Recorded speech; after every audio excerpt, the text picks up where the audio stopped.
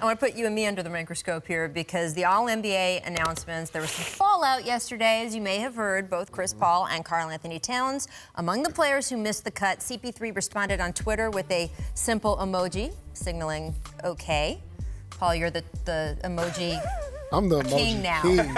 Now, there's no... Here we go. Towns responded on Snapchat with, quote, being disrespected is nothing new for me. He later posted a fuel emoji as well, which, again, that meets your approval, emoji king? A fuel, you know what?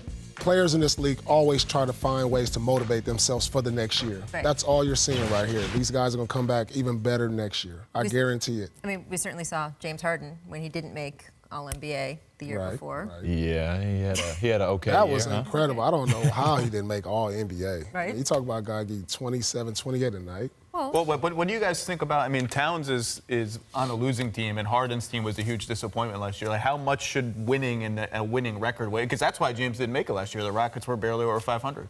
Well, yeah, but I think the players know. You know, a lot of the voting goes to media, but I think they should split it with the players.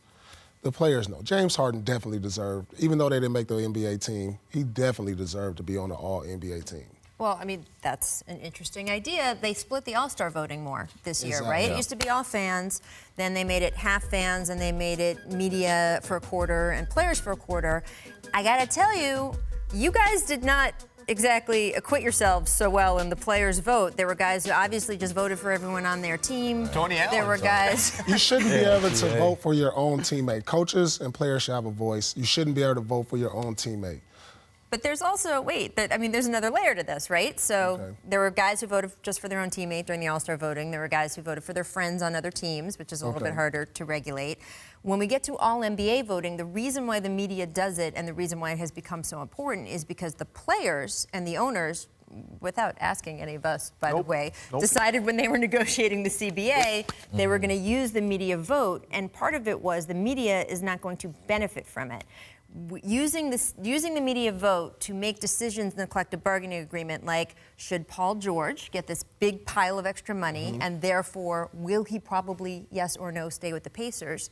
If that was a player or coach vote to decide that, do you think maybe some of the other teams in the Eastern Conference might There'll be some decide hate. There will definitely be some to hate. But see, take listen, it into their own hands about whether Paul George stays in the conference or not? you give here's the solution. You give everybody a percentage. You give the players a percentage, you give the media a percentage, and you give the fans.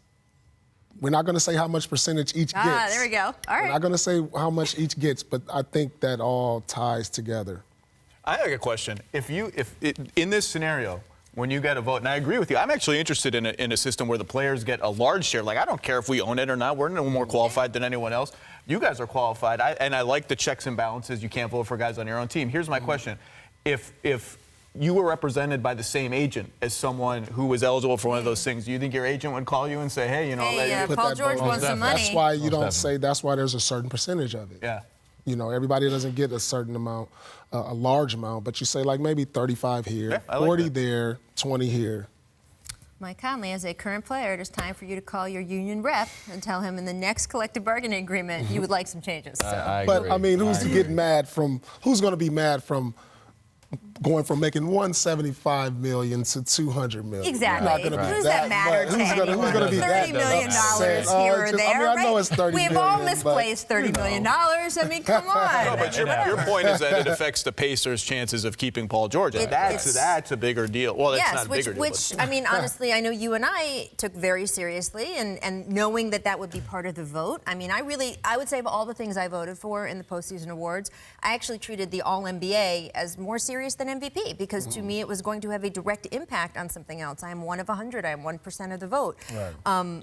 It's not something we asked for, but I don't have a stake in it. Whether Paul George stays in Indiana or not does not affect me. Right. If that vote was going to someone who played for the Chicago Bulls, that might have an impact on them. So there you go.